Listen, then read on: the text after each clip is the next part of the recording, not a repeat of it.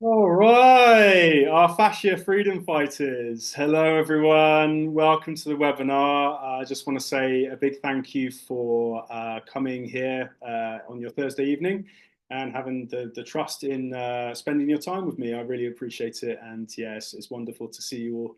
So yeah, without further ado, let's get going. Okay, let's do the screen share thing.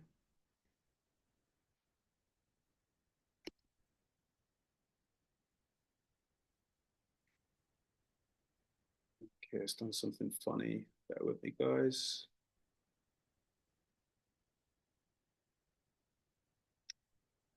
Let's try that again.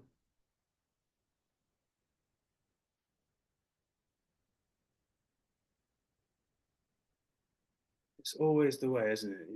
You spend time setting something up, and then it's just like, oh, it's not working when you need it.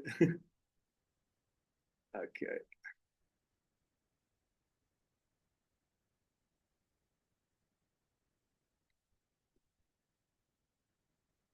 okay, here we go. Okay, so can you guys, Conch, can you unmic and say whether you can see the slide, buddy? No, I can still see you. Okay, okay. It's done something funny here, guys. 2 secs.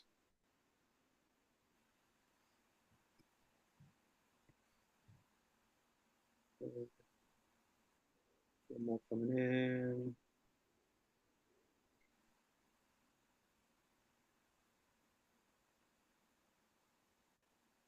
All right, how about now, Conch? Can you see the slides? Potentially. Yeah, yeah. Now it's on your PowerPoint kind of looking screen. Let's go big. Okay, is that full screen, bud? Yeah, that's it. I think we're good. I can hear you and we can see it. Awesome, thank you, bud. So, okie dokie. So, welcome everyone to the Fascia Freedom Method, a holistic guide to body liberation. So, as I was just saying, I've had a fantastic time putting this together, and I'm really, really happy to be sharing with you tonight. A couple more stragglers just coming in.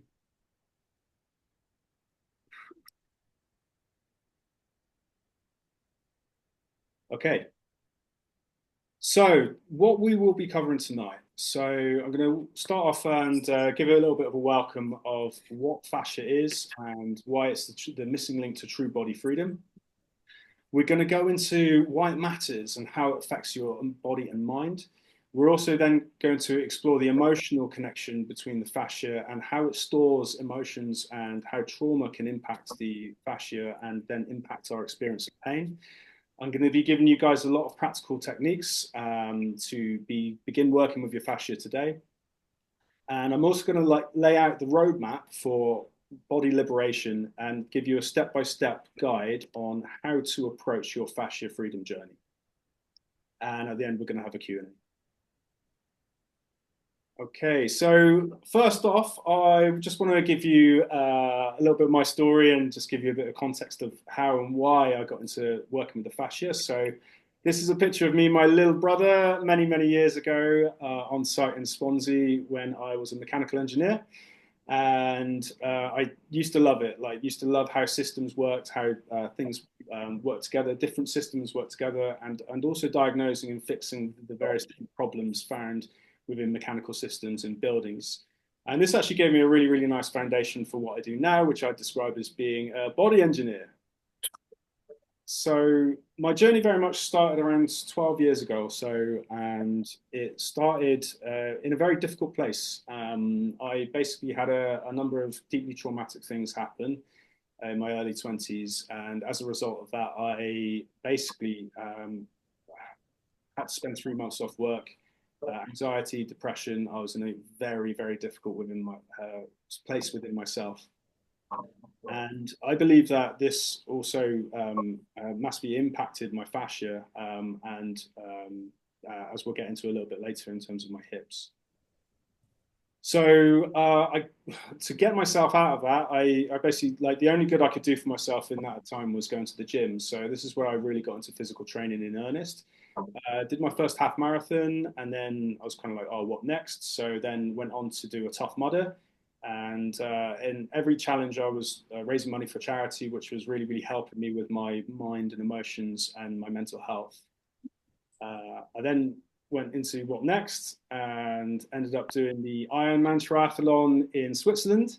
So you can see here, this is one of the most surreal moments of my life when you've been going all day and then you're just before the finish line. It's just like time just slows down. So, can the newcomers please pop yourselves on mute, please? Thanks, guys. So then I was like, okay, what next? So I ended up cycling through Mexico.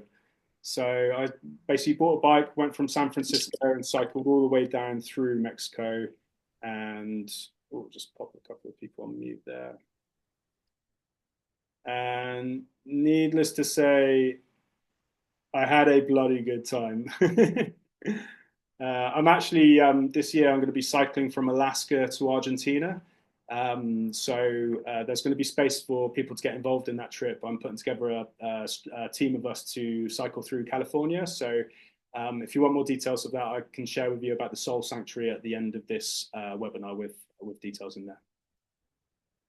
So now I was cycling through Mexico, having the time of my life. Went down Baja California, which I can highly recommend, all the way through the mainland and down to Guatemala. But this is where trouble struck. So I basically, after thousands upon thousands of miles, I started to develop some pretty serious hip imbalances, which ended up causing me a knee problem. So I basically had to stop the cycle trip because my body was my limitation. And with a heavy heart, I took a flight back to Blighty, and that was the beginning of my re-education journey in body engineering. So I studied at the Czech Institute, which is Corrective Holistic Exercise Kinesiology, and also studied a physio clinic, set up a gym, and got really, really grounded in rehab for many years. And I was helping people to solve all sorts of complex cases, such as blown discs, mystery pain problems, like you name it. Like I was able to work with it. Um, but really interestingly, I still wasn't able to help my hip. Now I went on this winding journey, especially in the early days. I got really frustrated because I was seeing clients with similar hip imbalances to me. The muscles get strong, heal, and rehabilitate within like 3 to 4 weeks. And here I was trying absolutely everything I could to try and fix my hip, but nothing was working. So now this is because it was an emotional problem, which I didn't realize at the time. But the hip took me on a very long, winding journey and has taught me so much. So I'm deeply grateful for it, because otherwise we might not be having this conversation right now. Okay, and then I brought everything together in a synergy to form my business, Phoenix Coaching and Therapies. So, which then led me to working with the fascia and understanding the fascia and how it governs just about every function of the body. It's really quite amazing stuff, which we're going to dive into now. So part one, the endless web. Now, I want you guys to imagine a vast, intricate web that connects every part of your body, holding you together whilst allowing you to move, feel, and express yourself. This is the fascia. It's the endless web of connective tissue that weaves through muscles, bones, organs, and even your cells. It's the fabric of your being, shaping how you move, how you store energy, and how you experience the world. Now, I've got an image of the geometric symbol, the flower of life, which I feel represents the fascia really nicely. And this geometric symbol basically speaks to the interconnectedness of everything.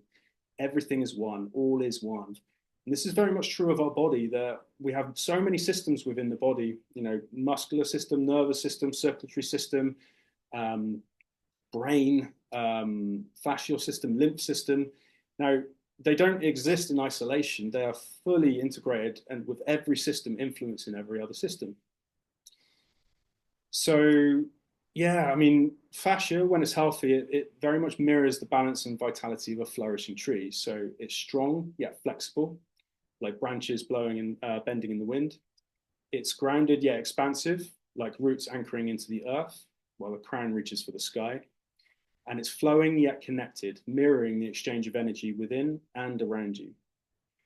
So through this lens, we can see fascia as a bridge between the physical and the energetic, the tangible and the unseen. And it's a constant reminder that healing isn't just about isolating pain points, but embracing the whole, the endless web that connects every part of us to our environment and even our emotions. So in this session, we're going to explore fascia's incredible role in your body and how you can care for it to unlock freedom, flow, and connection on every level. Okay, so what is fascia? Now, anyone who knows me knows that I'm a little bit of a weirdo and really into this anatomy stuff. We've got a few images on here, a couple here of the fascia being pulled apart, the tissues being split. So it's kind of like if you've ever had a steak and kind of pulled the fat apart, there you can see this like white web, like that's the fascia. Um, Here we've got an image of the fascia meridian lines borrowed from the anatomy trains concept. And here we can see this kind of crystalline web-like structure. So, and that's what the fascia is. It's like a living web, a crystalline web-like connective tissue system that weaves through every muscle, bone, organ, and cell, creating a seamless whole. And it's not just a passive structure holding everything together. Fascia is dynamic, adaptable, and essential for how we move, feel, and function. So it's kind of like we can think of it like the bones, like the fixed internal structure of the body, whereas the fascia is like the external dynamic structure. We can also think of it like a superconductor. It's a quantum highway of information that communicates through vibrations, energy, and bioelectrical signals. Its crystalline structure allows it to transmit data faster than the nervous system alone. It's in fact exponentially faster, it's way faster than the nervous system, making it an essential part of how your body processes and responds to both physical and emotional experiences. So we've got here the different layers of fascia as well. So we've got the skin, superficial fascia, which is the fascia on top, deep fascia underneath that, and then really interweaves through all of the muscles as well. And here's Morph Suit Guy, which we'll talk about in a bit. So this concept of unity becomes even clearer when viewed through the lens of anatomy trains. So anatomy trains is a phenomenal body of work created by Thomas Myers, who is pretty much the number one fascial pioneer. And it's really interesting, really exciting to be in because this is very much still an emerging field. There's so much that we don't know and so much that we're discovering. Like even since when I started working with the fascia, there's more discoveries that are coming. So yeah, I can highly recommend the Anatomy Trains book. Now, it's a revolutionary model that maps fascia into interconnected highways called myofascial meridians. And these meridians connect muscles and tissues in long continuous chains, forming a web of structural and energetic pathways. So we can see them here now. First glance, these also look like muscles. So fascia and muscles are interweaving seamlessly into each other. And the fascia does tend to follow tracks of the muscles and links everything together. So, we're very much in this kind of like isolation paradigm. So if you take like the fitness industry, for instance, you're focusing on the bicep curl or the leg extension and just isolating one muscle group, where in truth, we actually move as an integrated whole. So if we're training in this way or moving in this way, we can create much more better function in the body and thinking in this way as well. Um, Integration over isolation. So we've got a number of different trains here. There's a track that goes all the way down the front of the body, which flexes us forward. A track that runs along the back, which works in synergy and it extends us. Now, often due to sitting at the desk, the front of the body gets short and tight, whereas the back of the body gets long and weak. We've got two spiral lines which rotate us around, kind of like a self-winding watch. Functional lines for throwing, a deep core line for stability. So that it stabilizes your core and connects deeply to your sense of alignment and balance. We've also got the lateral lines, which aren't shown here, which bend you from left to right. So the quantum web of fascia allows the body to operate as a unified whole. So when it's healthy, movement becomes fluid and coordinated as fascia distributes tension and force across the system. Information flows effortlessly, transmitting signals of pain, tension, or healing across the body, and energy circulates, supporting vitality and balance, much like rivers flowing through the earth. So here we've got some other diagrams of fascia. Now, this one's really interesting. So this is basically the fingers, and this is the shoulder up here. So you can see literally how it's one interconnected piece. And if you imagine like the muscles kind of attached to the fascia, but it's the fascia is the unifying connection through the whole body. Now, I just wanted to take a step back actually. So even though we're looking at functional tracks and trains, they work in function, but really it's all one piece. It's all one web. It's all one bag of connective tissue that houses all of the muscles and governs the structure. Now this one's really cool if you're a weirdo like me. And we can see here the toes right at the bottom.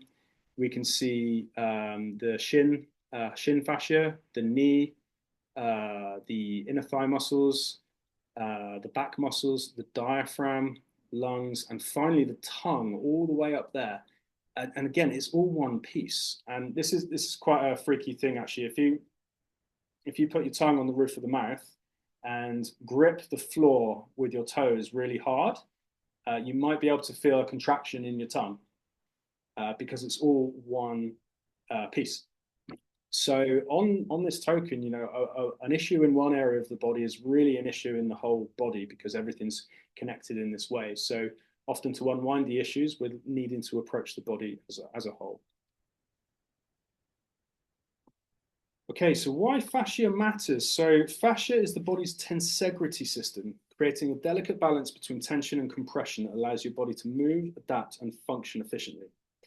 So imagine a suspension bridge with its cables and towers distributing force evenly across the structure, that enabling it to hold weight and withstand movement without collapsing. So your fascia works in a really similar way, but it's dynamic, whereas the suspension bridge is obviously static, which is definitely what we want if we're going across it. So yeah, you can see some different models of tensegrity. So like here in the bottom left, we can see like a structure, cross the structure, and it's going to spring back. You can see a couple of body diagrams here and the linking of the spine. So the fascia holds the integrity of the system and is dynamic in nature. So it's really wonderful stuff. And so you can imagine if there's a break or in one of these links of the spine or a break in one of these links of the leg, the whole structure starts to warp. But fascia is so intelligent that it will warp effectively in order to compensate, to help the person up until a point in which it can't compensate anymore and you get pain for that. So, but it's not just mechanics. Fascia weaves through muscles, organs, the nervous system, the circulatory system, and so on. So the eccentric weaving is why fascia has such a profound impact on your entire body. When it's healthy, fascia creates harmony, which is tensegrity in action, allowing you to move freely, breathe fully, and feel connected. But when fascia becomes tight, dehydrated, or restricted, it disrupts the entire system, leading to pain, reduced mobility, and imbalances. So by caring for your fascia, you restore the body's tensegrity, its structure, and reawaken its natural flow, creating a foundation for physical, emotional, and energetic freedom. This is quite interesting here now. Our circulatory system, lymphatic system, and nervous system weave through the fascia. So now it's really interesting because it's been shown that those with high blood pressure often have very, very tight fascia, which is often linked to stress because stress tightens the fascia up. Now, if the fascia is tighter, it's going to restrict the blood flow of the body, which means that the circulatory system has to work harder, therefore sending the blood pressure up. So by looking after your fascia, you can actually drop the blood pressure of the system through enabling better flow, not just of the circulatory system, but all of the systems. So fascia is important because it's a foundation of movement. So it connects and supports all your muscles, enabling fluid pain-free motion. It has an impact on posture, so restricted fascia can pull your body well out of alignment, leading to poor posture and chronic pain. Also stores emotional trauma, which we're going to get into in a bit. So fascia holds emotional and physical stress, which can manifest as tension and discomfort if it's left unresolved. It enhances the energy flow. So we are electrical beings. So healthy fascia enables your energy flow to flow freely, leaving you feeling vibrant and good. And it's also often a missing key to our healing. And as I say, it's an emerging field, so it's not actually it's not really in the mainstream yet, which again makes it really exciting to work with, because yeah, it's like there's discoveries being made all the time. Okay, so fascia challenges. So we got morph suit guy here. So if you guys can with your shirt, if you can grab like the bottom of your shirt and just bunch it up and pull it tight, you may notice that the shirt on your back actually pulls tight as well. So this is kind of what is happening when we've got fascia restrictions. So one restriction will affect the whole body, leading often to difficult posture. So we can see a few examples here. With this guy, his shoulder, his chest is going to be way tight, and his whole front line is going to be really tight, actually pulling the body forward and out of place, often then leading to pain. So yeah, we can see yeah on this cloth how how it looks when we get fascial restrictions. And you can see here a diagram of healthy versus very unhealthy fascia here with lots of adhesions, lots of knots. So often when we experience knots in the muscles, this is actually the fascia that's coagulated and tight. So yeah, we can, so we've gone through this. So yeah, signs of dysfunction so to look out for. So chronic pain. So if you've got persistent pain that won't budge, then there's a challenge, likely a challenge with the fascia. Reduced range of motion. Again, you've probably got tightness and bunching in the fascia. Now, these are often are also typical of muscle dysfunction as well. But fascia and muscle, they're one and the same system. So tension and stiffness, again, same thing. Fatigue. So if the channels of the body are blocked, then energy transfer, blood transfer, nutrients that they're not going to be able to go through the body as effectively. And fatigue and postural misalignment come hand in hand. Postural misalignment causes fatigue due to the postural change actually becoming a stress on the body. Emotional discomfort. So the fascia holds and stores emotions, as we'll get into in a little bit. If you've got swelling and inflammation in the body, again, this can be a telltale sign that something is happening with the fascia. And if you've also got limited flexibility, this can also be a sign. So the question is, how does our fascia get this way? So physical trauma or injury absolutely can cause distortion and warping in the fascia. Repetitive movements and poor posture. So a lot of us sit at the desk, so this can and does often cause a lot of change in the posture, in the fascia. Emotional stress. Now, stress is massive because like the emotional stresses that we feel create tension in the body. Tension in the body is tension in the fascia.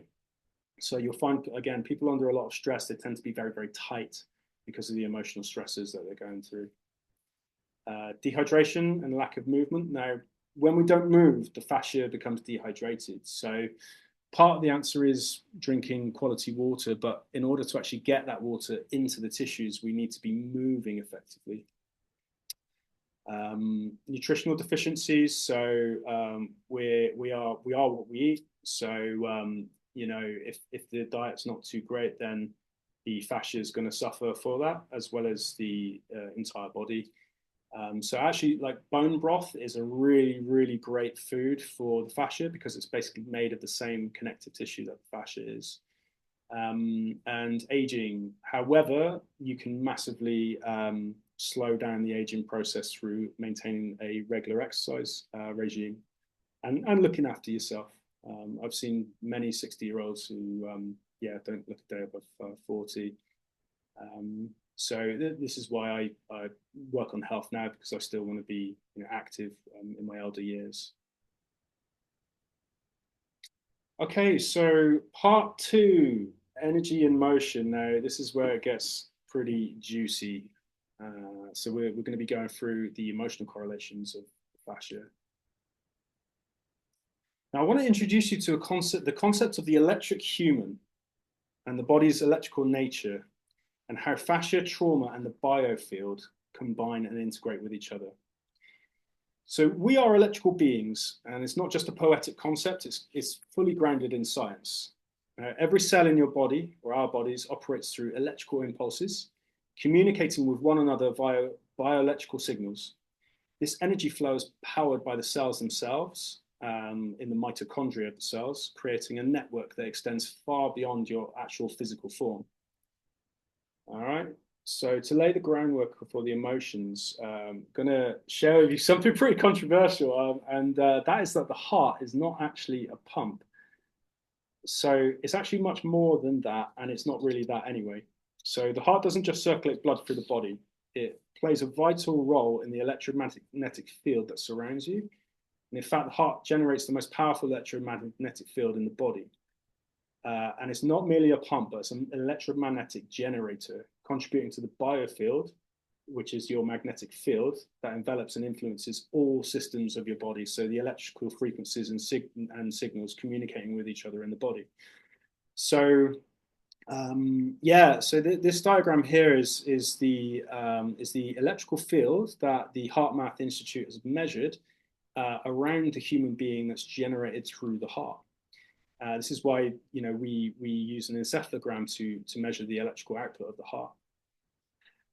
The heart is also this blew my mind when I found this out. It's a vortex, and when you actually unfold the heart muscle, as in this middle diagram, it's all one piece that folds together in a perfect vortex, which also has geometrical correlations. I believe it's a dodecahedron. If you and fits into a very, very specific geometrical pattern, which is interesting. So why is the heart not, okay, so so the electric human, so now we have an electrical field much like the electrical field of the earth, or a magnet. And one could say that we are in fact giant walking electromagnets generating electricity. Now, really interestingly, the HeartMath Institute has found that by feeling different emotions, we can actually change our electrical output. So they found that people who are experiencing joy, gratitude, love, unity, good emotions, they find that their electrical field they've measured actually expands based on that emotion. And when we feel the negative emotions such as fear, disgust, anger, jealousy, this contracts our electric field. Another word for this is the subtle body, and this is also why we can read certain things with other people or read the room. Obviously, there's a lot more information within that room that we're picking up on, but yeah, it's very interesting stuff, all generated by the heart. So essentially, emotions, they've proved scientifically, change our electrical output through our body. Now, the heart is actually more of a shunt and a frequency generator. Now, through something called so easy water, which stands for exclusion zone water, it's a special form of water found within the cells and fascia, and it's got a unique ability to propel blood and other bodily fluids through the system without requiring additional pumping mechanisms. This means that the body's fluids, whether it's blood, lymph, or fascia, are propelled through electrical processes in the body.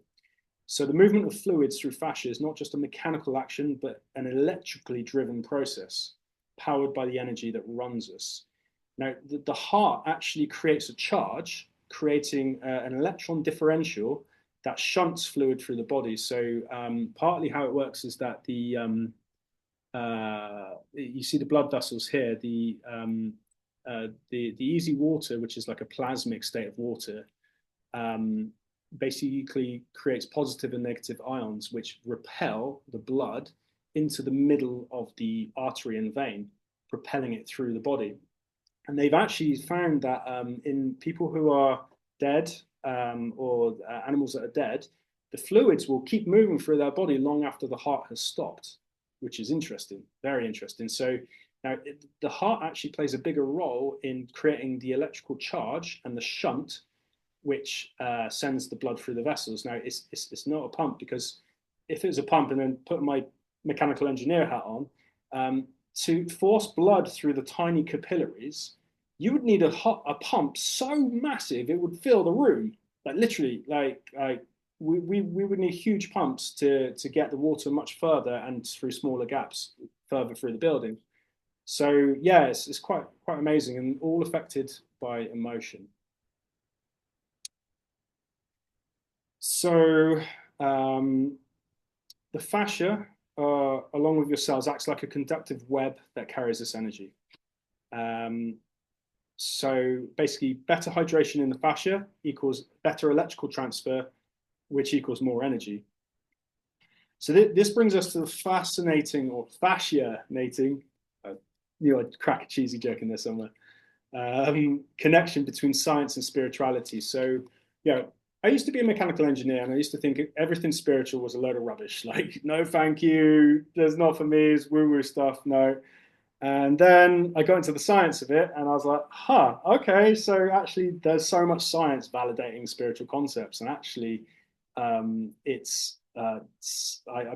know, I'm just forever amazed that this isn't mainstream yet. And I've got a I've got a prediction that actually AI is going to start validating certain spiritual concepts and bring that more into the mainstream. So we're living in a really wild, interesting time at the moment. But yeah, so scientifically, the chakra system, which is a concept deeply rooted in many ancient healing traditions, has been acknowledged in the West through the study of the biofield since 1992.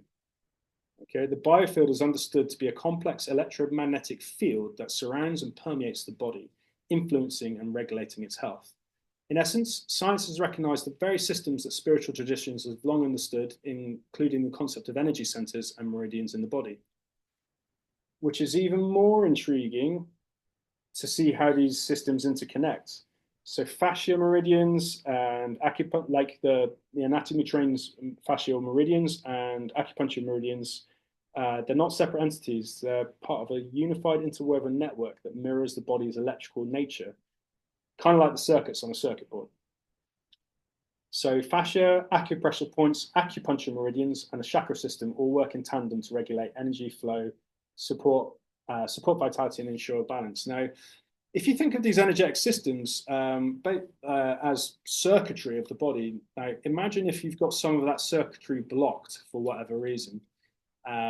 It's going to disrupt the electrical flow through the body, and the results that you're going to get aren't going to be so good. So this can explain sometimes why one acupuncture needle placed in just the right spot can bring on a huge healing response and a miraculous recovery, because they've managed to unblock the circuitry in the body to allow the energy flow and the electrical flow through the fascia.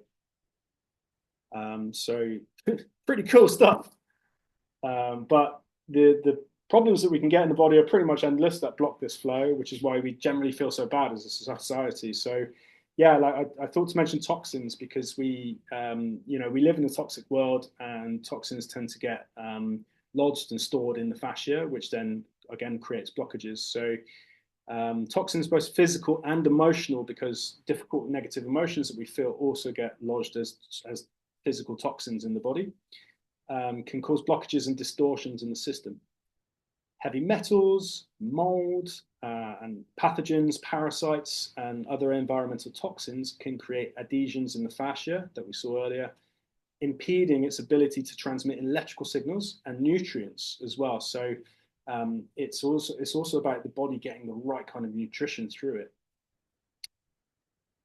Similarly, emotional toxins from the unresolved emotions that we carry from past experiences and trauma become embedded in the fascia, altering its structure and functionality. So this is where we begin to understand how trauma, both physical and emotional, becomes stored in the body. Now, fascia, kind of like a record, holds the imprints of our past experiences. These stored emotions create chemical and physical changes in the fascia, leading to changes in its structure, tension, and flexibility. Over time, these disruptions create postural distortions as the body compensates for blocked or impaired areas. So yeah, here we can see all of the under camera how the body's reacting to the different emotions. Now, if we're chronically feeling certain emotions, this tends to then create this state in the fascia. These emotional toxins get lodged in the fascia and then end up creating problems. So the body's fascia doesn't just reflect the past; it actively stores emotional experiences, particularly trauma. Now, when we experience trauma, whether it's physical, emotional, or psychological, our bodies respond. The fascia, as the body's connective tissue web, becomes the repository for these unresolved emotions. Now, often what happens is we have a difficult experience, and the psyche often can't metabolize and deal with that experience as it comes. So, as a buffer, it will send the emotion and the psychological stress into the body in order to get through. But then without being able to release and process these emotions, they kind of get locked away in a box in the tissues, and then they end up affecting us later down the line, sometimes years down the line. And because like these emotions, they don't go away. You know, they're very much there. They're very much still alive within us, unless they've been able to be felt through. So you know, there's a saying that feeling is healing. So true, and I've learned this firsthand in my journey, as well as helping many others with their journey in terms of releasing stored emotion from the fascia through body work and exercise and other means. Um, so yeah, it's the fascia is not only physically altered but also chemically altered as well. So it means that the fascia's ability to conduct energy is diminished due to the stored trauma and the stored emotion, leading to disruptions in both the physical and the emotional realms, because those emotions need to be felt. They want to be felt. But as a society, we generally have quite unhelpful views around feeling emotions and you know, boys don't cry and all of that rubbish, and it causes us a lot of problems. And it's scary, you know, like the prospect of feeling our emotions. You know, I've been on a big journey with this, and yeah, it can be challenging, but really rewarding. But we think that the emotions are going to overcome us if we move into feeling them. But really, actually, how things tend to be working is that the psyche and the unconscious, the subconscious, is releasing emotions or allowing you to release emotions when it's ready to, and it won't let you until it's ready in order to protect itself. So highly sophisticated protection mechanisms that are there for a good reason, because you know we go through stuff in life, and you know we need to get through. But yeah, it's a massive part of the healing journey is getting more acquainted with our emotions and feeling what wants to be felt, which can be daunting, and be a process. You know, it doesn't happen overnight. And having the right kind of holding within that, I find is really, really crucial. So, you know, I've had a lot of holding by other people in the past in terms of bringing my emotions through. So, um, so as fascia holds onto the trauma, it starts to change the body structure. So again, like remember, like grabbing your t-shirt and how it creates tightness everywhere. So areas of tightness, adhesion, and restriction create distortions in posture and alignment. Fascia that's become stuck due to emotional blockages or physical trauma can pull the body out of alignment. So we can see on the left, we've got a number of different postural distortions. Um, so they can be like rounded shoulders, forward head posture, and even uneven hips and legs. So these distortions aren't just cosmetic either, they also have a profound impact on how the body moves, functions, and feels. It's really interesting. I see this time and time again in my practice that the emotional state creates the posture, but then the posture facilitates more of the emotional state. So, you know, the person kind of gets like stuck in this loop of the body creating feedback. So like if I want to invite everyone actually to try something, and I want to invite you all to pop your arms above your head, and I want you to, in this position, try and feel bad, feel anxiety, depression, lowness, jealousy, hate, rage, Okay, bad things. All right. Now, I don't know about you guys. It's pretty difficult to feel that when you're like in this posture. This is the victory posture. Whereas if you come into a more closed posture, now feel anxiety, depression, jealousy, rage, hate, not good, okay. Let's not stay there for too long. But yeah, pop your hands up if you felt a difference through the posture. Cool, cool. So, does anyone want to actually come off mic and actually we'll have like one maybe two people come off mic. If you just unmute yourselves and yeah, just describe how you felt during that exercise. Invitation, not not obligated. Oh, sure, just that when we had our hands up, it wasn't necessarily that I felt I wasn't able to feel those. It just felt like I was very much in my body and just very aware of my arms and my hands and the activation happening through there. So it was almost like I wasn't interested in trying to tune into those feelings because there was lots to feel. Yeah, yeah, sure. And I felt the same actually. I was going to say, when the closedness almost makes you feel like you're disconnected to allow yourself Yeah, to dwell.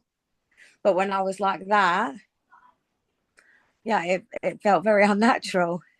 sure, sure, sure.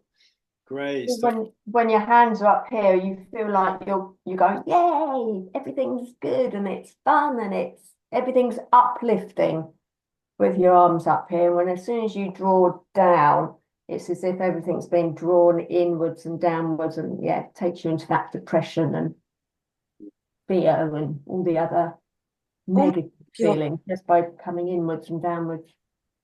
Awesome. Well, hey, thank you so much for sharing, guys. Yeah, it's quite it can be quite illuminating doing this exercise because we see how much our position is potentially dictating how we feel.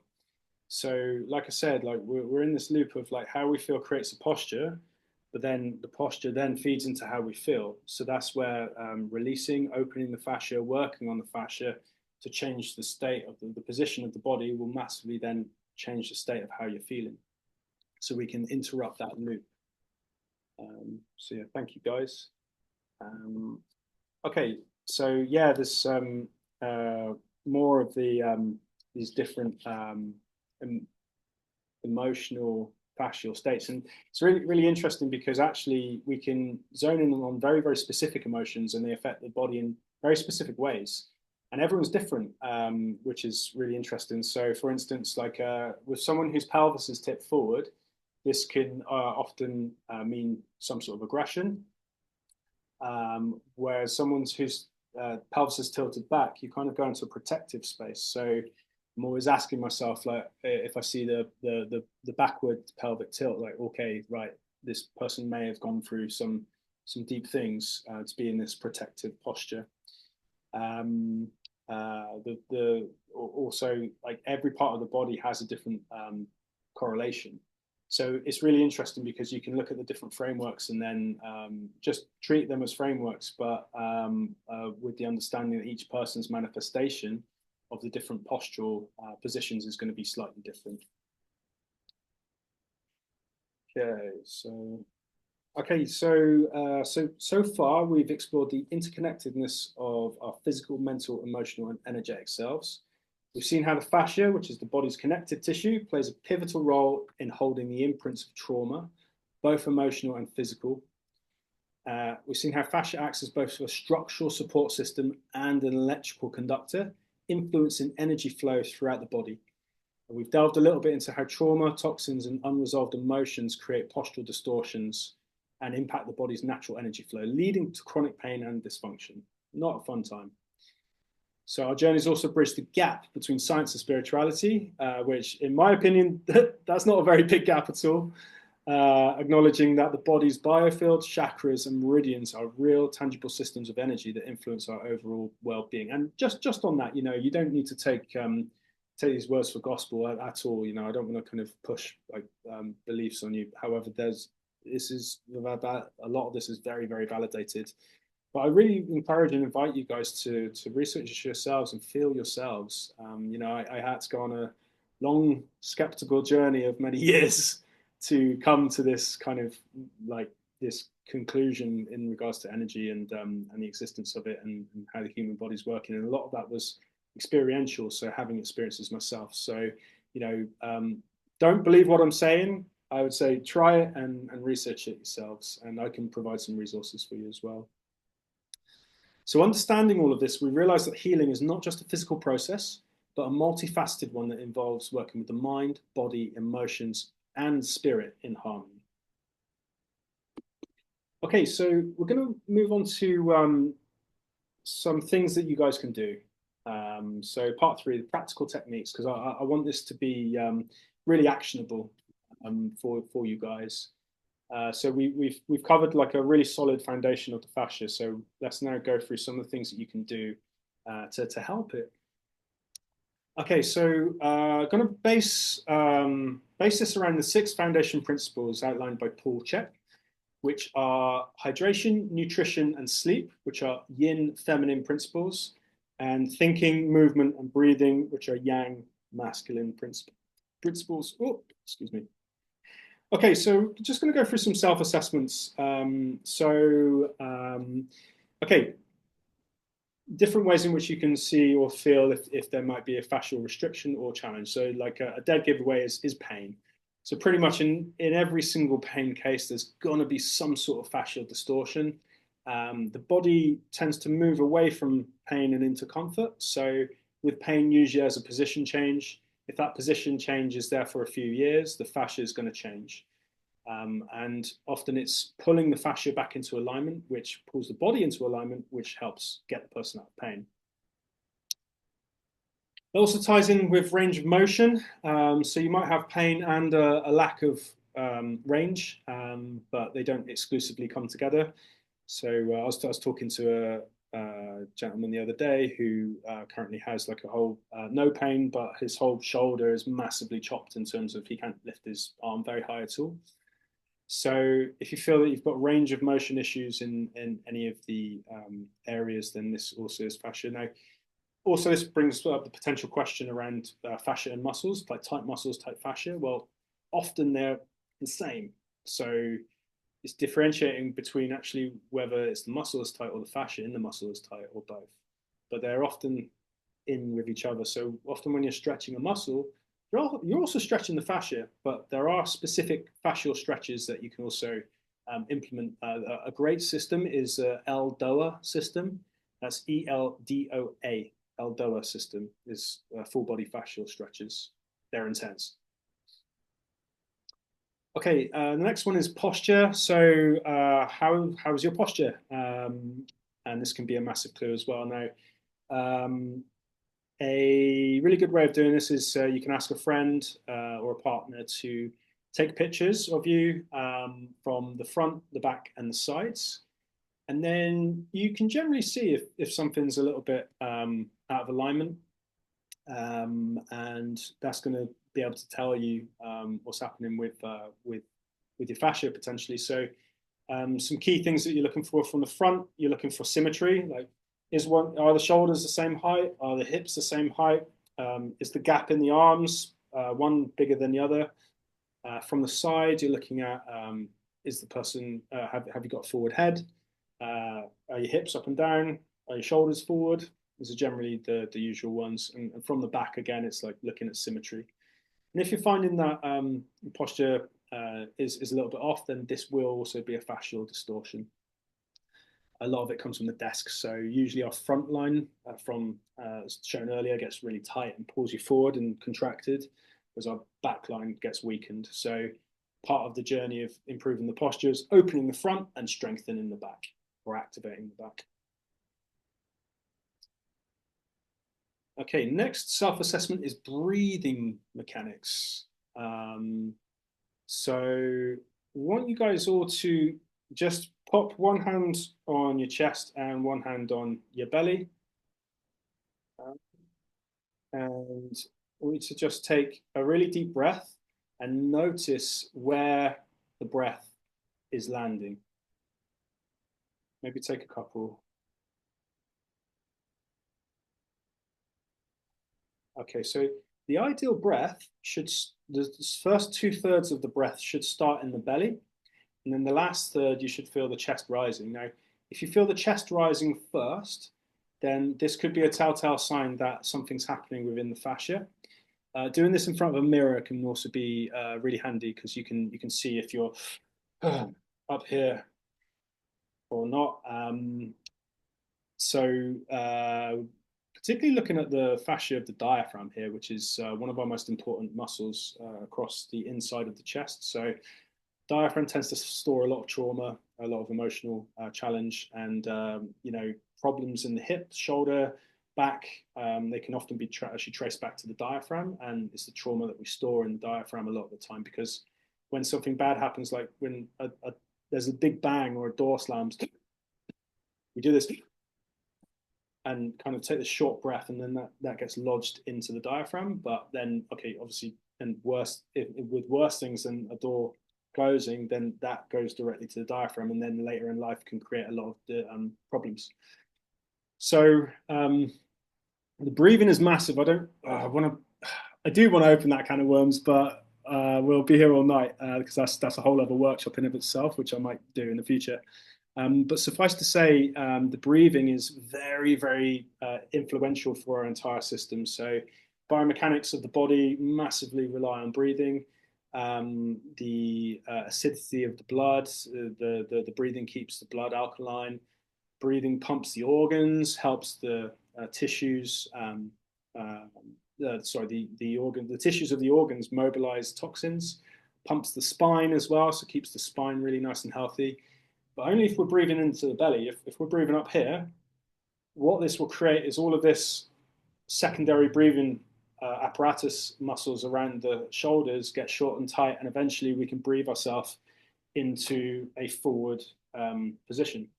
Now, interestingly, our perception and how we feel emotionally directly impacts our breathing. When we're scared, anxious, fearful, depressed, we tend to breathe more into the chest, which is a shorter, shallower breath, which over time will directly create this closed posture. And then at some point, you'll get some neck or back or shoulder pain as a gift from the body to help you to know that something's wrong so that you can have the opportunity to change it. So breath is massive. So if you do find that you're in a chest, can recommend popping your hand on your belly and seeing what you can do to, when you breathe in, expand your belly. And if that's tough, you can lie on your back and pop a bottle of water on your belly and just push the water up and down. And it's kind of like inflating a balloon. So when the belly gets big, we're bringing the air in. When the belly gets small, we breathe out. But yeah, big topic. Breathing is. If I had 10 minutes to do as much as I could with someone, I'd always pick breath. Pretty much always pick breath because it's so influential to every system of the body. Okay.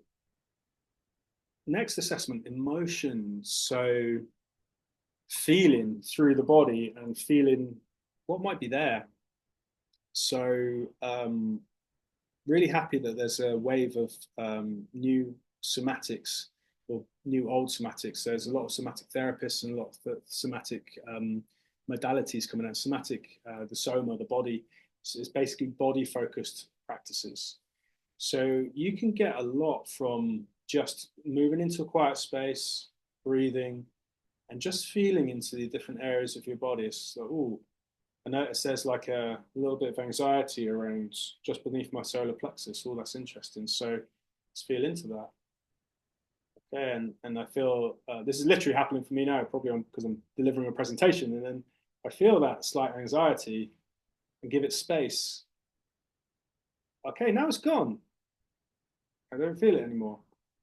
And we can do this all through the body, and this body awareness is really, really great practice to have because I've used this to great effect with myself in terms of feeling very deep repressed emotions that I was then able to bring to the surface in order to move out, and felt very good for that. So checking through the body, is there any heaviness? Are there any emotions or even memories that feel stuck or unresolved in your body? So yeah, remember it holds not only physical tension but also emotional energy. Emotional stress, trauma, and unresolved feelings can manifest as physical tension in the fascia. Emotion, energy in motion. When that motion, when that energy gets stopped, it stagnates and creates problems. So we want the emotions to be like a river flowing, or like a lake, which the emotions pull, but then they've got a river to take them back out. Whereas, like if you look at a body of water that doesn't flow, stagnates. So I think of like a smelly pond that like doesn't have any flow, or a swamp.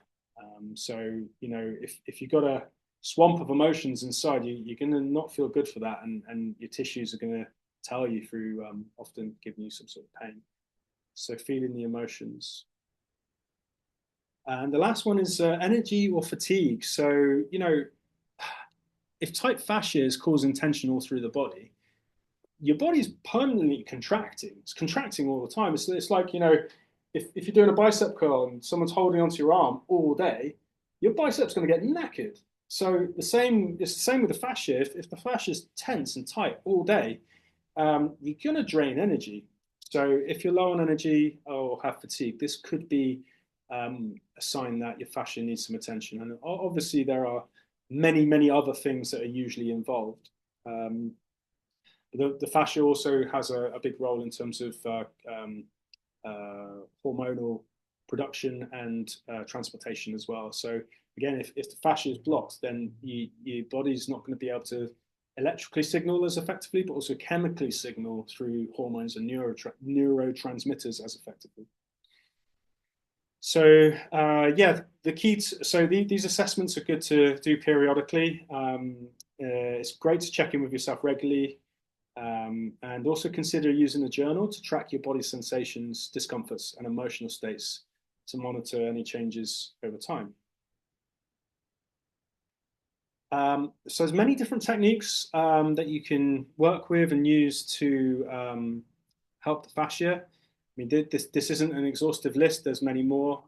Some manual therapy, self-massage, stretching, movement, breathing, mind-body somatic connection practices, myofascial release, hot and cold therapy, energy healing, body work, nature, relaxing.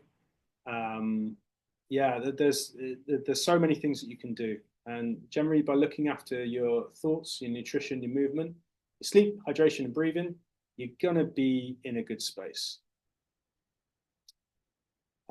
Okay, so we're going to do an interactive exercise. So I'd love to invite you guys.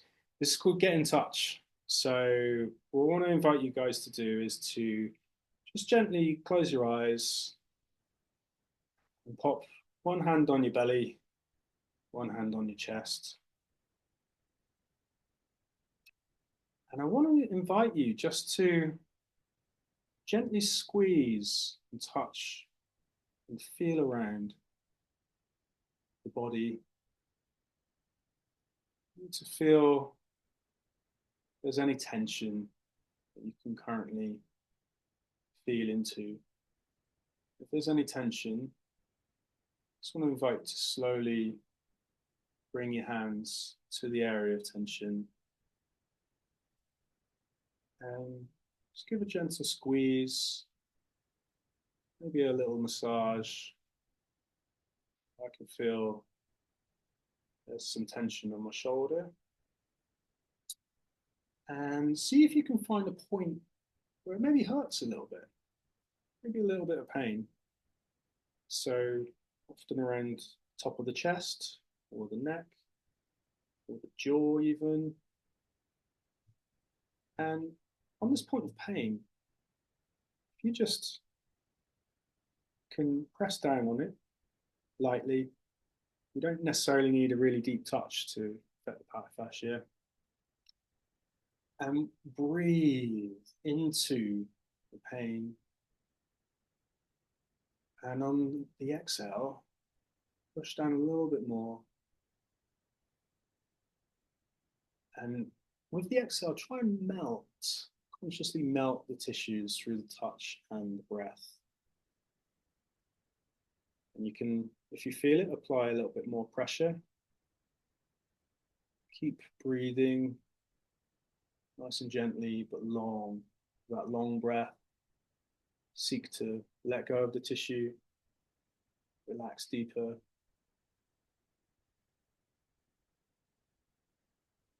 And see if you notice quality, some sort of change in the tissue. Maybe you feel it, the tension go down a little bit, maybe it dissolves, maybe the pain goes down a little bit, maybe the pain goes up a little bit and then comes down. Maybe you're even feeling an emotion. Maybe. Just whatever's there, just notice it. Keep breathing into it.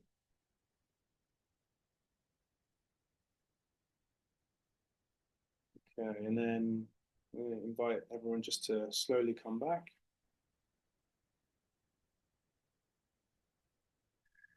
Okay, if we could have invite just two people, if you'd care to share what you felt, if you feel it.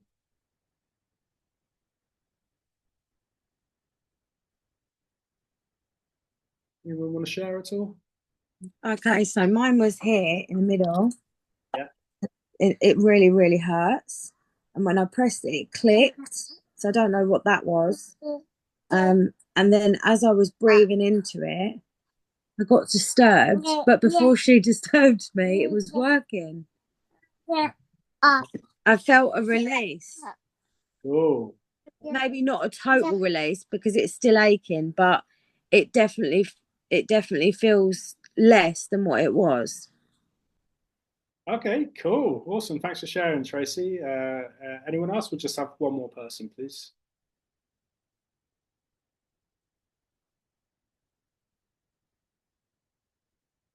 Anyone? Or I'll share.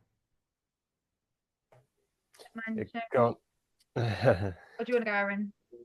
Yeah, I'll go quickly. So I had some tightness in my upper chest. I could feel it. It was fairly deep and knotty, and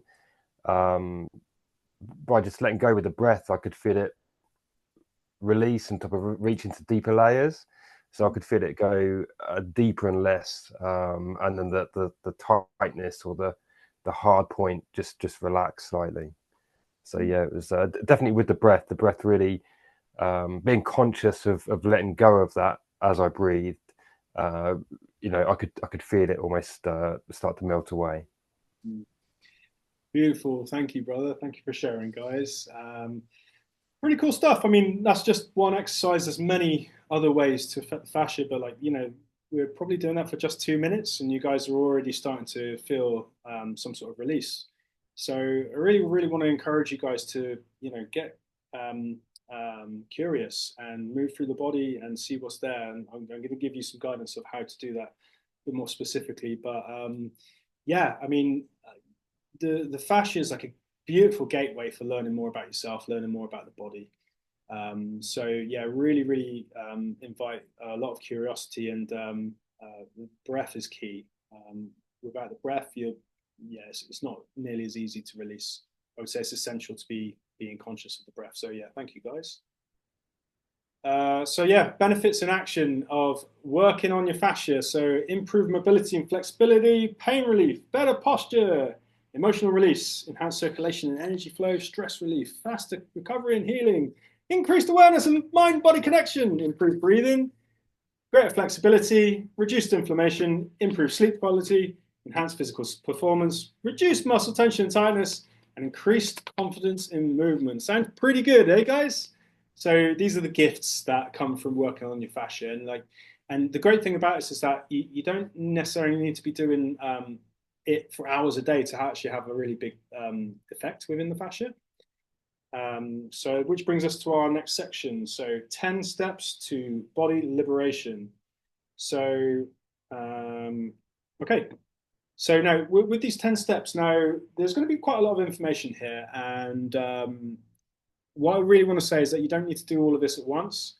and don't get overwhelmed. I've put this in a specific order so that, okay, just focus on each step because each step is the most important one that sets up the next one. So, these 10 steps are not to be done all at once. Just think of it more like a journey that might take a few months. So, yeah, so big fan of an integrative, holistic approach. We are physical, mental, emotional, spiritual, energetic beings. So, looking at the body and appreciating the body in this way, I find is really, really effective.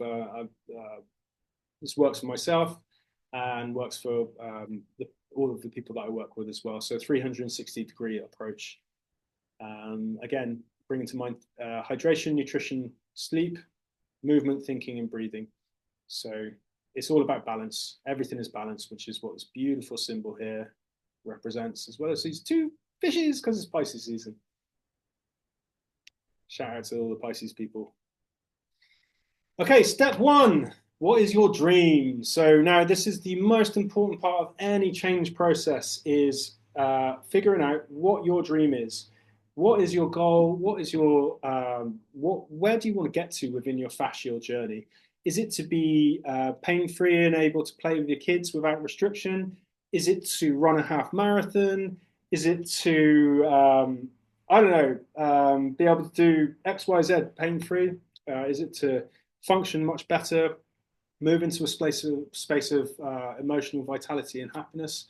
What is your dream? So clarifying that is essential first step for any change process because you need that North Star. You need something to aim for. So a good dream ideally wants to inspire you, scare you a little bit in a good way, and be something that you can really get behind and something that lights you up. So a good qualifier for a good dream is if you think of that dream and come into the body, how does it feel in your body? Do you feel an expansion at the thought of doing that thing or bringing that thing into being?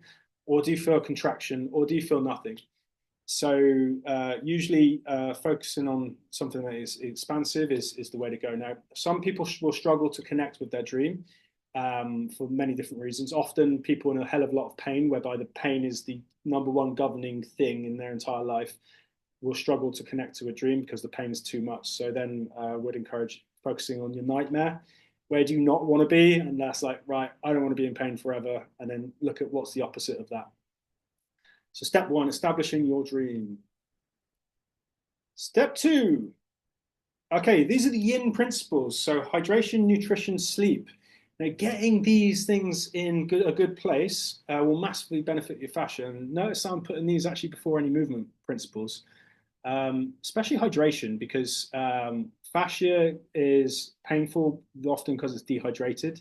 So in order to rehydrate, we need to be drinking water, but that's not sufficient in of itself. We need to be drinking water and moving and releasing so that the water can actually get into the fascia.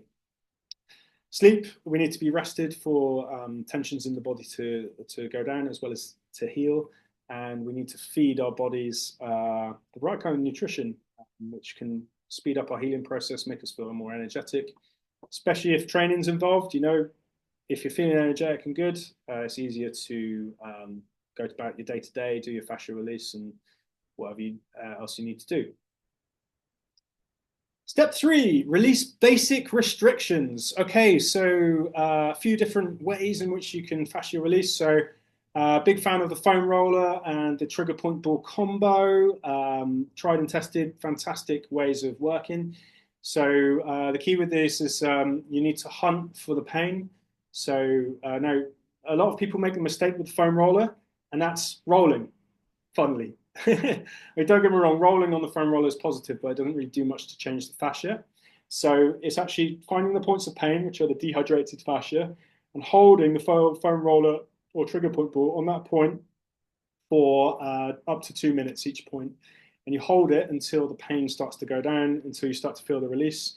Again, breath is key with this. Same with the trigger point ball, or working with a manual therapist is also very, very effective for releasing the fascia. Now, a good place to start is around the legs, because the legs are the biggest areas of muscle, especially the quads and IT band tend to get tight, and then they pull on the pelvis. Pulling on the pelvis often creates the back pain or the knee pain. So often, yeah, starting with the legs is good, or talking to a trained manual therapist, and they can do things quite quickly as well. Okay, step 4, breathing mechanics. So yeah, we spoke a little bit about this earlier, but yeah, getting your breathing in a good space.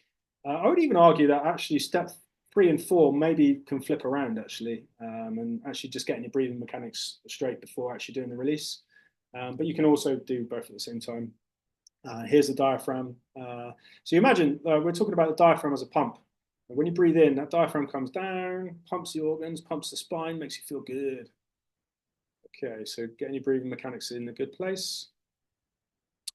Step 5, reducing life stresses. So if you are tense due to stress, this tension is going to feed into your fascia, and you're not going to feel too good. So I think everyone suffers from a degree of some sort of stress, and this is a vast topic because there's so many things that can stress us out, and also our perception of the stresses in our life massively affect how we metabolize those stresses. Um, Again, it's a whole other workshop, which I might do in the future. But yeah, a good first step is creating a plan. Sometimes just getting it out all out on paper.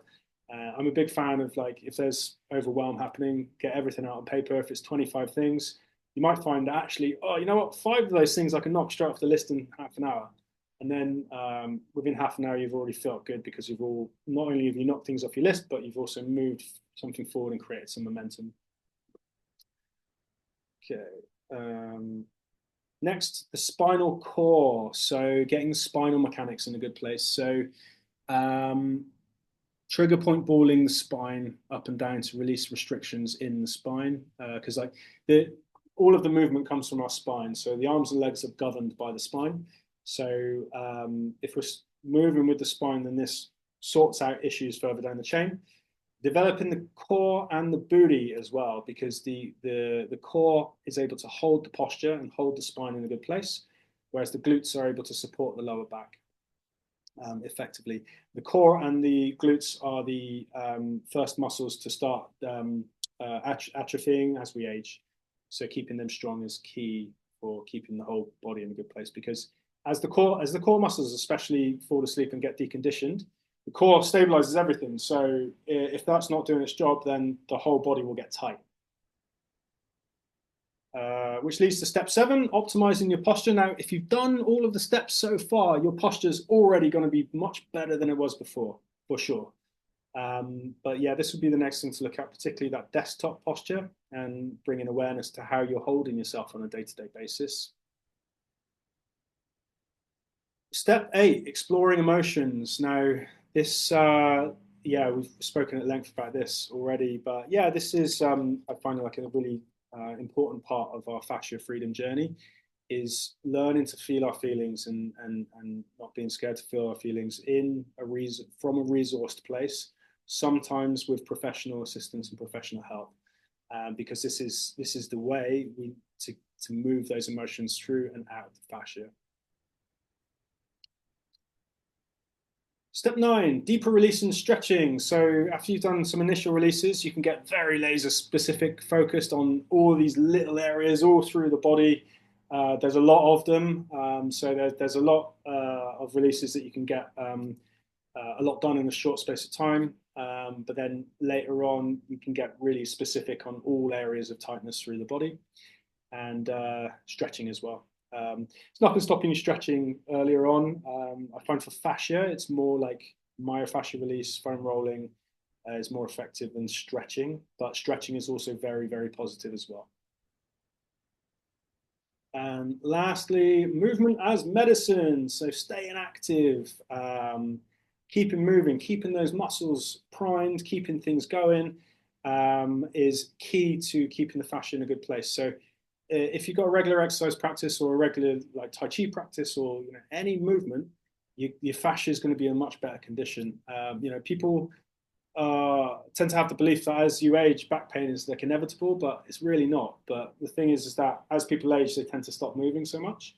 And what's causing the back pain? Is it the age or is it the lack of movement? Okay, there might be correlations from both, but lack of movement is, in my opinion, the much bigger aspect of that.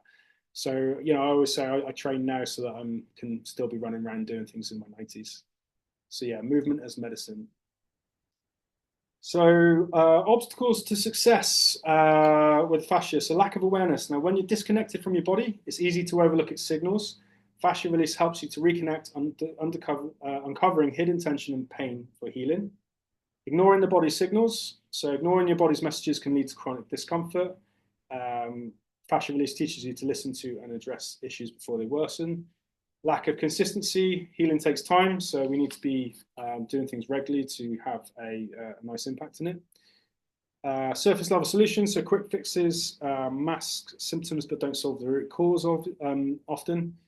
So fascia release tends to go deeper, addressing the source of tension for real long-term relief. Emotional resistance, so fascia release can stir up emotions, then stopping the person from releasing. Which is something to move through because we have this idea that feeling emotions is bad. So that can be quite interesting to navigate, and you know, you don't need to do it overnight. And then the last one, overwhelm or confusion. So with so many options, healing can feel overwhelming. So that's where I've mapped out this system to hopefully make it a little bit more simple of the route to take. Okay, so guys, I've got a little gift for you. So I am currently creating my first PDF, my first online product. It's 10 Steps to Body Liberation PDF. It basically goes through everything that I've just described, but in loads of detail. So, I just kind of breezed over that. But this PDF is going to contain all of the different aspects of much detail. Exercise instructions, context of why you're doing each thing is going to have loads of detail and lots of really good information.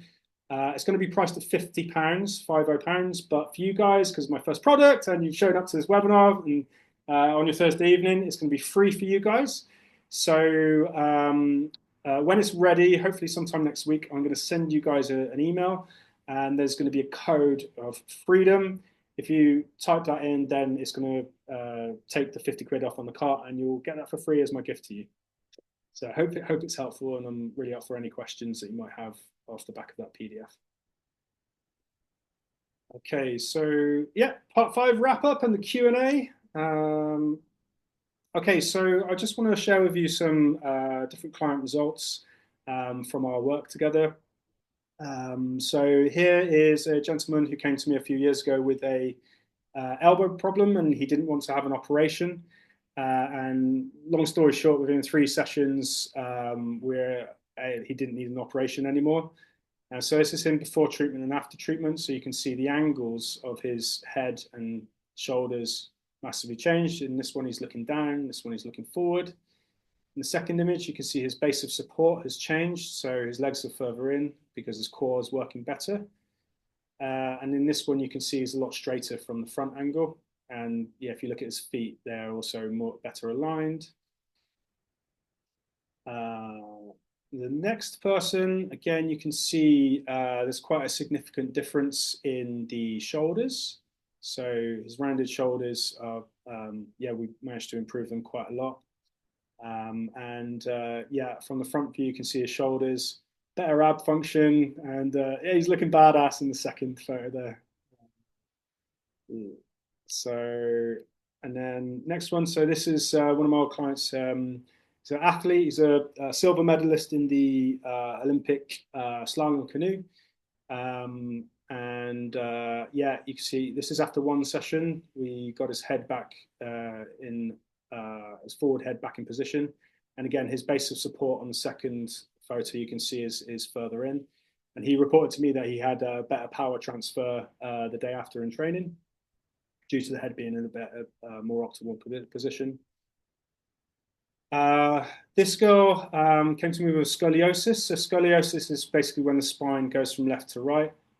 You can see here that when she started working, her spine was really curving in, and her legs as well. And after a course of 5 sessions, I think it was, we straightened her out. There's still a tiny little bit of scoliosis, but much improved. Interestingly, you can see there's a big difference here with like, you can see there's not a lot of muscular activity happening in her shoulders there, whereas after treatment, it looks like she's been to the gym, because we've been able to activate all of the muscles through the release. Okay, next client is so after one session here, you can see that his center of gravity is way back, and yeah, he's in a much better position there. And interestingly, you can see that he was actually 2 kilos heavier at the end of this program, but you can see that his tissues are all tightened and pulled in. You see the core activation there, and yeah, just a general tightening of the tissues. So these are some of the results that you can get through manual therapy and fascial release techniques. So I have a couple of offerings for you guys to let you know about. I'm going to breeze through this so we can get to the questions. So the first one is the Fascia Freedom course. So I basically run a manual therapy course for wellness practitioners, coaches, and manual therapists to teach them the Fascia Freedom manual therapy technique based on the anatomy trains concept. This would be round 2. We had an absolutely great time last summer. Everyone got a fantastic result through the course. And yeah, intakes for March are now, so we're launching round 2 in March. So if you're interested, if you're a wellness practitioner or know any wellness practitioners who might be interested, then please do get in contact. Sure, the guys who came on the course will be, yeah, they had a good time. I had a conference on the course. So, and as part of this course, you actually get a full treatment of manual therapy yourself as well. So if you're interested in finding out more, you can go on my website on this link below. And lastly, if you are interested in actually coming on board for bodywork for pain and or emotional release, then I do have some spaces for my one-on-one containers. So basically, if you're looking to overcome pain, release emotion, and develop your health, then I am your guy. Great track record. Get most people out of pain, or if not, get massive improvements. And I absolutely love it. I know, like a few of you on this webinar, we've worked together. So yeah, thank you for coming on, and thank you for working with me. And it's been a real pleasure working with you. And yeah, I bloody love it. It's so interesting, and I love helping people. So if you would like to talk about that, then again, you can go through my site, and yeah, we can take it from there. Oh, there was one more thing, and oh yeah, if as a webinar bonus, if you guys sign up for either the Fascia Freedom course or a one-on-one container, you're going to get a free health screening with the Vega tester. So this basically shows me vitamin deficiencies, food intolerances, toxins, parasites, viral infections, bacterial infections, EMF stress, you name it. And with this, I'm able to see exactly what's wrong with someone in terms of their health and give them specialized guidance and a health plan. So basically, if you sign up for the course or a one-on-one container, you get a Vega testing screening for free. It's usually £160. Okay. And then, yeah, lastly is the Soul Sanctuary, which is a beautiful WhatsApp container that I'm setting up, which are launching next week. So, yeah, if you're interested in finding out more about the fascia, there's a specific group for that, as well as many other groups. So thank you so much for your time, guys. I'd love to open it up for Q&A. And yeah, we'll see what comes up. Let's stop this share so I can see you all properly.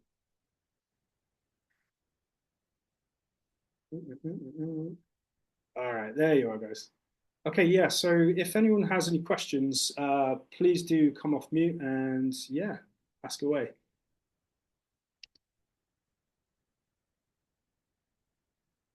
Oh, yeah, and I've just managed to finish on time, but yeah, if you want to stay for questions, then we'll go a little bit over time. My apologies for that. Equally, if you need to go, thank you so much for coming on. I really appreciate you spending this time learning together tonight. So yeah, if anyone's got any questions, please do go for it. Jane. Obviously, we've worked together before, which was interesting and fun. So where is the course, if it was your one-to-ones, where is it all taking place? Where Yeah. are you based sort of now? Yeah, great question. So it's going to be in a venue in Hackney in East London. Yeah, and it's going to be over 3 weekends.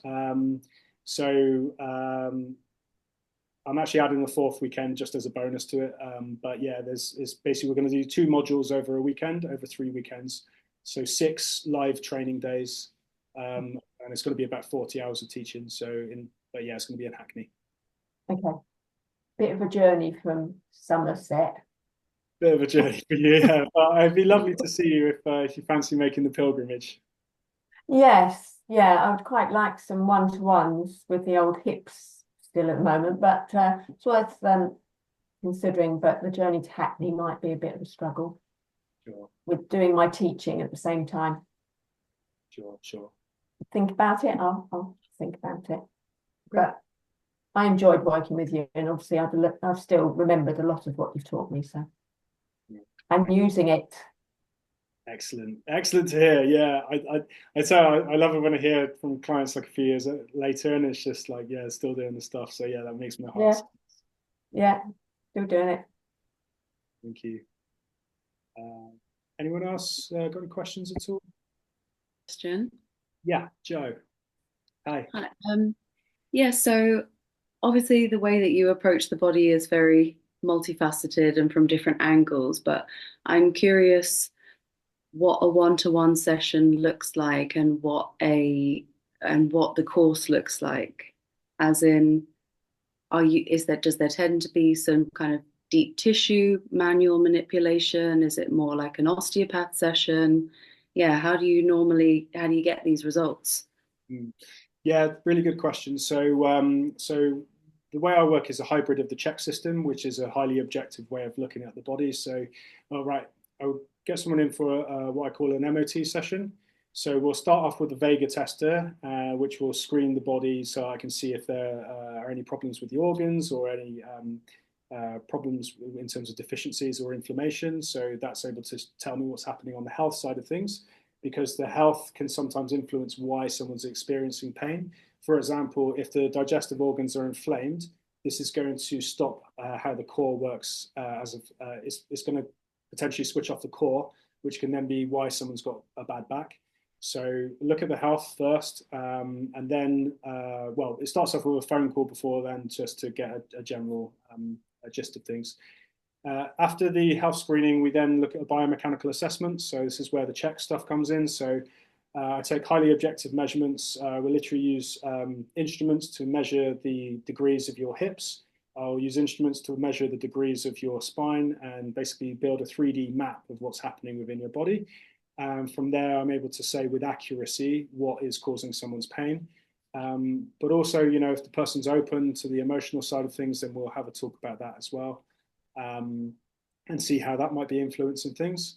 Then with all of this information, I then usually move into a bodywork session, working with the front line, because this is usually where a lot of problems are to start with. We open the front line, and if I see anything else in the biomechanical assessment, we'll address that as well. Usually the body changes very, very quickly. So based on this work, because we're working in a complete holistic way, treating the whole body at the same time, it's different to just working one bit. Like the whole body shifts very quickly, and it shifts. The work is relatively permanent because we're having this whole effects. Whereas if you just release, say, a leg, and you haven't addressed everything else, then what will usually happen is that will be pulled back out of alignment within a couple of weeks. Because we're addressing the entire fascial continuum all at once, the work sticks. So that first session, if a person's hips are kind of like twisted, usually in that first session we can normalize the position of the hips. Now, the hips are the foundation for the entire body, so any imbalance in the hips goes in a wave-like fashion through the entire body. So if we can affect the hips really positively in that first session, often we can get a big reduction in pain. Sometimes, but it depends what the person's coming for, because some of my clients are for emotional release. So generally the person knows if they're there for emotional release or not. And then if the person feels safe enough with the container and the environment, and it's safe enough to release, then that does sometimes happen as well. So it really depends on what the person's coming in for, and I tailor this session directly for for them in terms of what's going to help them the most. And then they get to see how I work, get to experience a result, and then I've got a range of different routes for the person to then move into after that, depending on what's happening for them.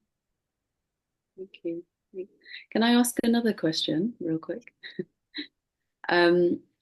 Just because I've received different types of myofascial release, and some is very gentle and some is the opposite. So some it feels like a sliding, like a holding and a sliding. It's so, so gentle. I've also had someone go like deep, deep into my psoas. And yeah, I'm just wondering, do you do a bit of both? Yeah, what's your thoughts around deep or soft Yeah, work? it's a great question. Thank you for the question. So again, it massively depends on the person.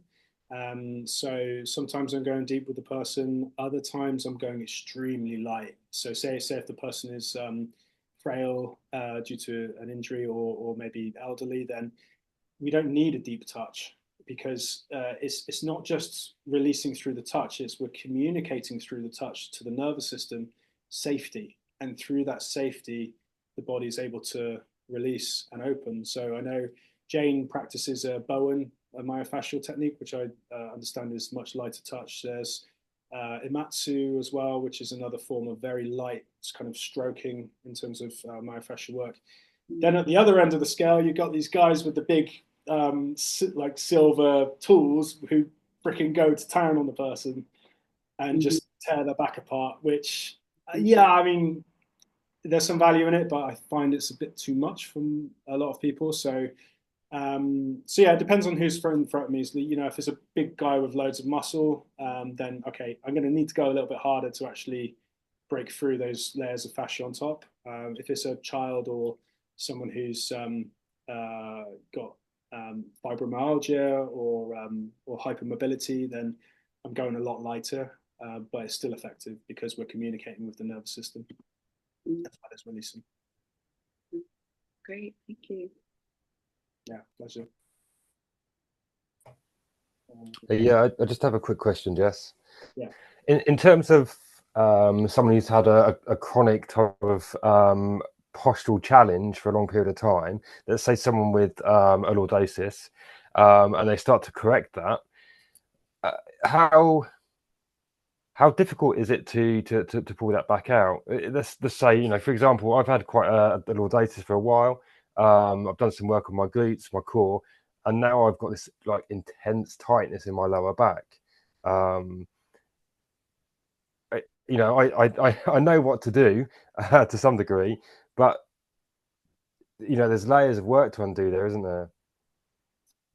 Yeah, I mean, this is where we're looking at 360-degree approach. So, definitely working with the fascia to release the tissues to get the hip back in position. But also, I'd be really curious as to what if there's any underlying emotional drivers there, because usually when the posture's out of some kind of position, there's some sort of emotional or energetic correlation. So we'd be looking at root chakra themes, potentially second chakra themes as well. Sometimes it's it's interesting because sometimes it's just as simple as work with the physical, release the lower back, release the quads, strengthen lower abs, strengthen hamstrings and glutes, and the person will come back into position. Other times it's a little bit deeper because then you're looking into, okay, what story is the person brought them to this point whereby they're in pain? What happened with in their childhood? What happens with their internalization of how they see the world? So these all tend to play a part. So yeah, and it's interesting because some people it's purely physical, and then other people kind of more on the spiritual spectrum, or like so. What I sometimes find is that people who work in physical is actually energetic or emotional, and then I've met more spiritually orientated people purely doing like loads of energy work and akashic records and past life this and da da da. It's actually like you probably just need to strengthen your core and glutes, and you're doing right. Yeah. So it It, depends for each person. it comes back to that 360-degree approach and the holistic view, doesn't it? Yeah, and also just to bring something else in, I mean, the colon health as well, because the colon reflexes with the lower abdominals. So sometimes if the person is constipated, or if they've got a parasite or something like that, the organ will actually switch off the surrounding muscles. And then if the lower abs are switched off, then the pelvis is going to go forward because it's not able to pull up from the front. So organs. But then when you look at the organs, the emotions are often affecting the organs as well. So it's just like the colon is sad, tends to be sadness and grief. There's a correlation there, but it's not clear cut. There's general frameworks that apply differently to each person. But also, it might not be emotion. It might be because someone's constipated because they're not drinking enough water. So I'm not saying that's you, by the way, but yeah, just to bring it in. I've got my water with me. I'm fine. Yeah. Okay, so we'll have like maybe one more question and then wrap it up. Sorry, it's gone a little bit over time, guys. But yeah, there's a bunch of. I'm going to look in the chat because I I think. wanted to just ask you about water. When you say about staying hydrated, um, I mean, I'm very particular with my water. I don't drink from the tap. So when you're saying, and I don't have any juices or colas or fizzes, literally, I just drink out of a Berkey system or mineral water. Is there a particular water that you could like recommend, or would you say just drink tap water? Yeah, I mean, as far as filters go, Berkey is the gold standard. That's like the best filter you can get. It's a little bit of an investment, usually around 250 to 300 quid, but Yeah. that's the gold standard of filters. But there is a gold standard above that, and it's spring water. So for a while, when I was living close to a spring, I was regularly going and collecting the water from the earth. Now, this is the best kind of water that you can Do you get. put it through the Berkey, or do you just drink it how it is? Drink it how it is, because often, as long as the source is good, which you need to check, and often if you go on findaspring.org, there's information around the different springs, but also people do tests on them, like to see the quality of the water. But the water's alive because it's just come through the earth. I remember I had one of the most deepest meditation experiences I ever had at a spring. It's crazy, like just energy coursing through me because I was tanking this water that had just come out of the earth. Because the earth structures the water, so we are structured water. But then this is where positive emotions structure water effectively, whereas negative emotions um, negatively affect the structure. So if we're drinking structured water, then this is the best for the body because it helps our body to structure itself. And Into the parasite thing as well. I've been doing a parasite cleanse, and I totally feel like different. Like most of my aches and pains have actually gone. I've obviously lost a hell of a load of weight and a lot of inflammation probably, but I've just been doing I started just by doing a lemon a day, like an entire lemon in a NutriBullet with water, and just downing it first thing in the morning, and it suppressed my appetite and it's made me fussy of what I'm putting in. So it's just like raw cucumbers and things like that, really. But I feel like parasites have definitely died because my thoughts are different, which is why I wanted to go even more invasive to my body with fascia work, which is why I've attended today. Yeah. Fantastic to hear, Tracy. That's awesome. I'm really happy for you. Funnily enough, I blended my first lemon ever this morning because I heard that like actually like the wax on the lemon, the oils in the lemon is really good for you as long as it's unwaxed. But Yeah, yeah, like parasites is a whole other kind of work. Literally, I can't open now, but it's deep. no, But yeah, yeah, but so suffice to say for that, the parasites release chemical messengers in order to modulate the person's behavior. So yeah. what they do is they basically release chemicals in order to bring sugar cravings on for the person to get the person to basically feed them. Then there's other ways in which they can modulate behavior. There's parasitology is interesting stuff, but yeah, parasites have energy. Are you going to do something about parasites, please, in the future? I could do, yeah. Maybe we could do that for the next workshop. I mean, Please, yeah, because I think it's something really important because I think a lot of people suffering with mental health aren't aware that it could simply be as simple as killing a parasite to free your mind of these demons. I think mental health is, sorry, I'm just taking up everyone's time, but yeah, please set something up for us. 100%. Yeah, I was going to do a health and nutrition one next, so maybe we actually make it around parasites because the Vega tester that I measured actually sees the parasites, so I can see what parasite, whether someone's got worms or whether it's like liver flukes or Wow. E. coli. I had a go with E. coli the other day. It was collapsing his system, so we were able to see that and then get him on the right parasite protocol. But yeah, like fungus and parasites massively also affect the digestive system, the core, which then can often create pain as well as brain fog, as well as a whole list of things. So yeah, thank you. Right, I'm going to answer one last question in the chat, and then we'll wrap. Thank you for your patience, guys. Juliana has asked, are there ways to work on yourself if you have plantar? So I take that's plantar fasciitis. Yes. Okay. Cool. Yeah. So plantar fasciitis, as it suggests in the name, this is a fascial condition.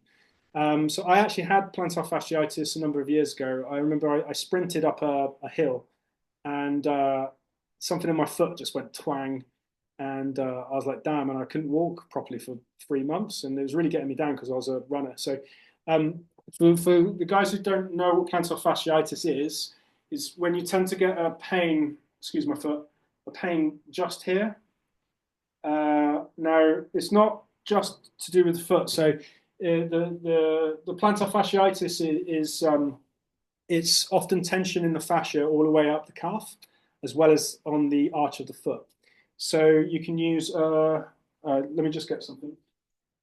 So you can use a really good first step is to use a trigger point ball.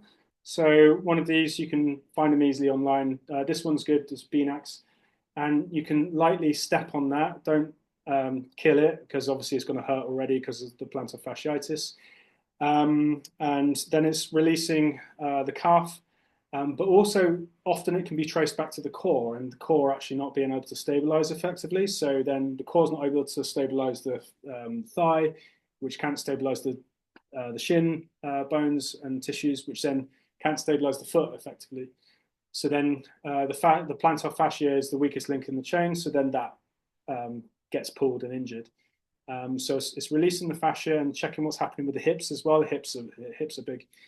So yeah, foam rolling and trigger point balling are going to be your best friends. So foam rolling all around the legs, the calves, trigger point balling the bottom of your foot. I also have a 100% track record with my manual therapy with plantar fasciitis.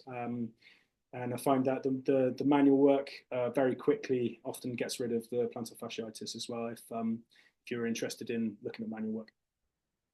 Also, I found when I teach Tai Chi as well, because quite a few people have had plantar fasciitis, and because we move through our feet a lot from toe to heel, heel to toe, it eases off. You get more flexibility in the front of your foot, which releases into the back of your foot, which is where you get the tightness. Because a lot of people can't turn their toes under because they get cramp in the back, but if you can try and start turning your toes under, it lengthens the front of your foot and starts to release the back of your foot, and you get less cramp. So a lot of people that have it, it goes away after doing Tai Chi with me because of how we move through our heels and toes.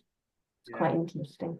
Beautiful. Thank you so much for that addition, Jane. And you helped me to remember what actually got rid of mine, and it was actually stretching my big toe.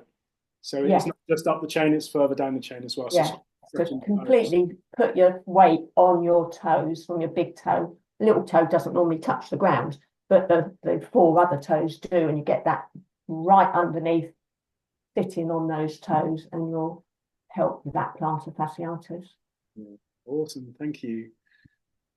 Cool, guys. This has been great. Thank you so much for coming on tonight and spending your evening with me. I hope it's or together because we're in community together.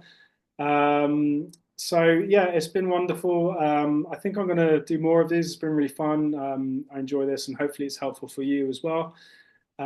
So yeah, what I'm going to do is I'm going to get this recording out tomorrow, and then once I finish the body liberation document PDF, I will send that in an email to you guys with the code, and then I'll keep that code. Yeah, so I'll keep that code alive for like a week.